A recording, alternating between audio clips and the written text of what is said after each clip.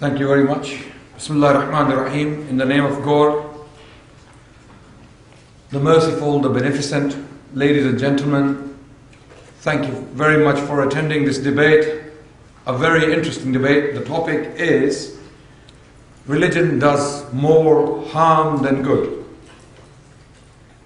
And I will be opposing the motion. One of the biggest realities we all face in Ireland in particular is that we are all fortunately dressed. And this in itself is a fruit of religion. Let me explain. Before religion came to the Irish people, in this very island, I asked you a question. How were the people dressed in this place? How were they living?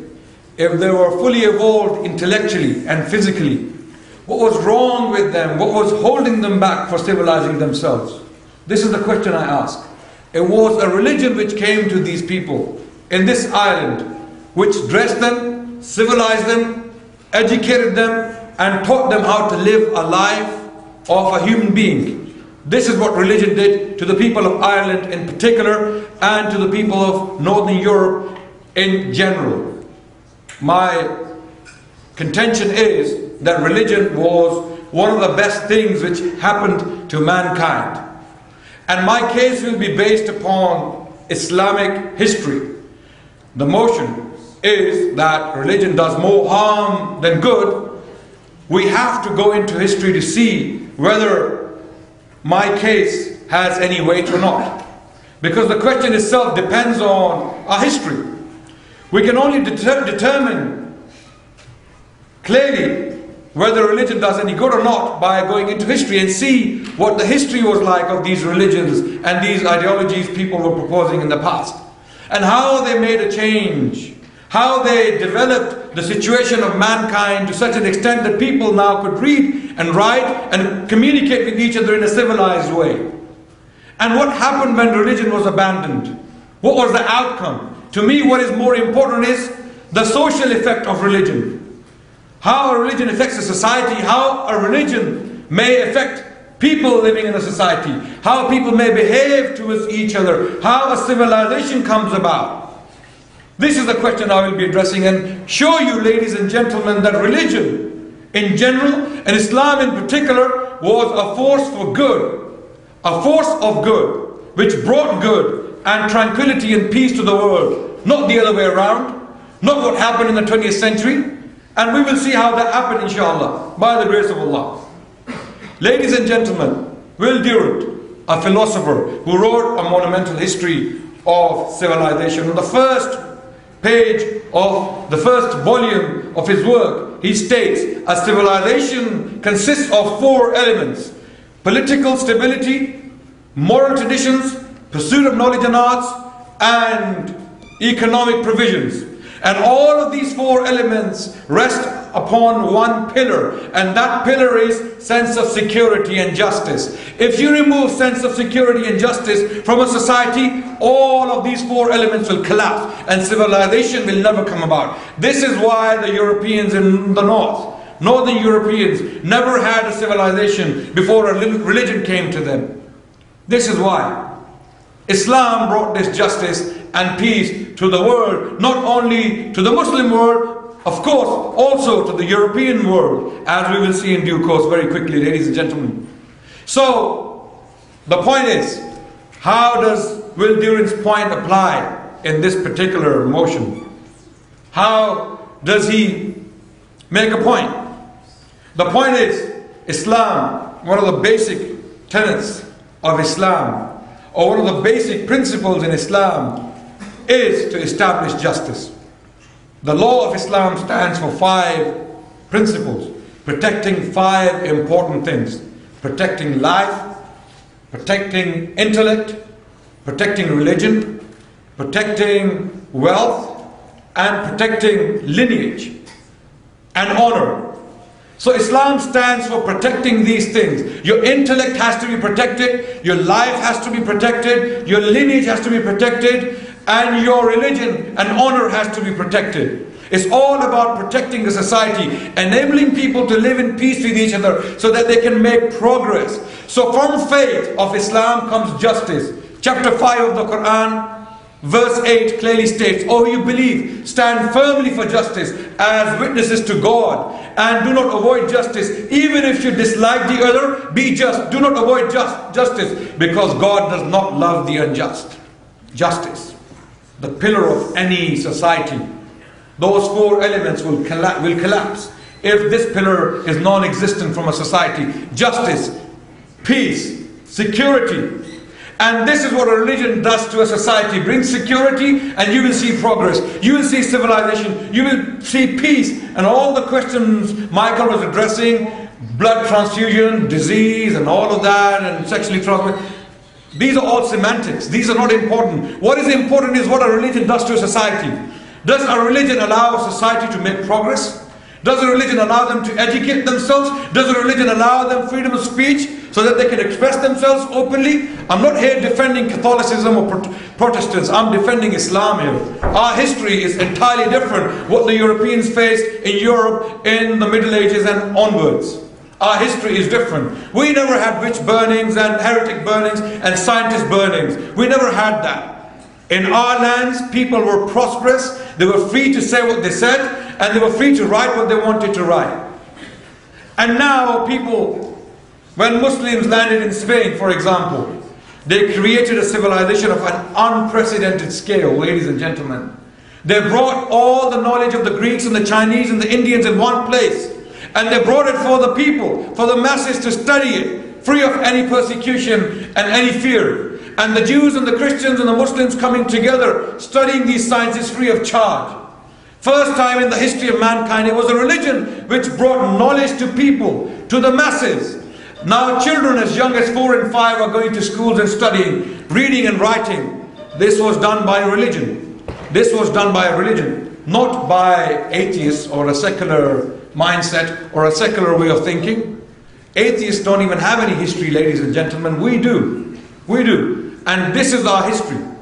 So Islam establishes that justice. How? I can go on about the history of Islam and how the Muslims, when they came to power, and how they treated the other based upon the Quranic principles. And that justice brought peace to masses. They could live together in prosperity and in peace. So much so that the Christians and the Jews themselves stated clearly that the best thing which happened to them was Islam. For example, Zion Zohar, a Jewish historian, writes in his book, A History of Sephardic and Mizrahi Jewry, on the page number 9, he states that when the Muslims landed in Spain, the Jews welcomed them as liberators from the Catholic persecution. And there are Christian historians who were writing at the time when the Muslims were taking over the land. And they stated, people like John Bar Pinkai, who was a Christian, he said, we have never seen so much peace in our lives, even in our history.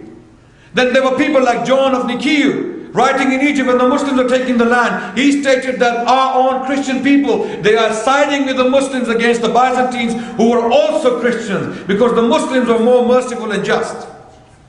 There were people like Dionysius of Telmahari, who writes, he's again a Christian historian, he writes, when the Muslims took the city of Damascus for the second time, the Christians opened the doors for them. Why? Because of justice and peace. And this justice and peace, ladies and gentlemen, brought them together. And then we had the European Renaissance. Do you know what some of the scholars, some of the historians are arguing today, ladies and gentlemen? People like George Saliba from Columbia University, he argues that the origins of Renaissance lie in Spain, Islamic Spain. Spain, which was governed by Sharia law, the law of Islam, where people could live together in peace, together, and they work together for the common good of mankind. Today, secular ideologies are taking that education away from you. £9,000 for a degree in the UK, not done by religion, not done by religion. Religion brought free of charge education to people. Islam did that. Islam did that to the children of the Jews and the Christians and the Muslims, regardless of any differences, ladies and gentlemen. This is the fruit of Islam in history. And then we had the progress we saw in Northern Europe, coming from Islamic Spain, for example. There were people from England in the Middle Ages, in the 12th century, traveling to Spain to take knowledge from the Muslims, ladies and gentlemen, and they brought this knowledge of science and philosophy to the Westerners. The Europeans, the Northern Europeans, the Irish and the English and the German and the French, they were utterly ignorant about these sciences. Robert of Hittin, a man who lived in England, writing a book, in fact translating an Arabic book written by Jabir bin Hayyan on chemistry, writes in the preface that never did the people of Europe know this science before, and this is why I'm translating this book for them, to know this science, the science of chemistry. Homeyard, writing a history of chemistry published by the Oxford University Press, he states, without the Islamic chemistry, one cannot imagine modern chemistry. Ladies and gentlemen, how is religion bad? This is what the fruit of religion is. Even principles like tolerance, peaceful coexistence, convivencia came from a religion called Islam. John Locke, writing on modern democratic principles. You may disagree with him because he was a Christian, right?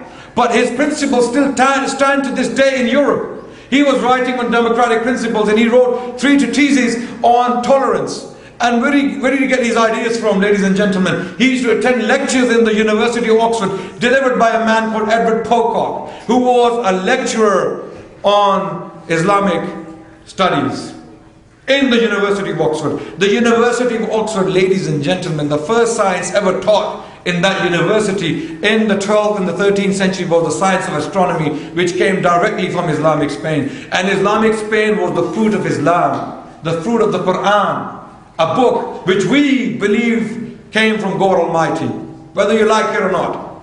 This is what religion did. Whether this religion is true or not is another question altogether.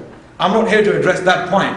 I'm here to tell you, ladies and gentlemen, that religion did more good to mankind than harm. Let me tell you about the secular history. What happened in the 20th century when people walked away from religion. When people walked away from religion.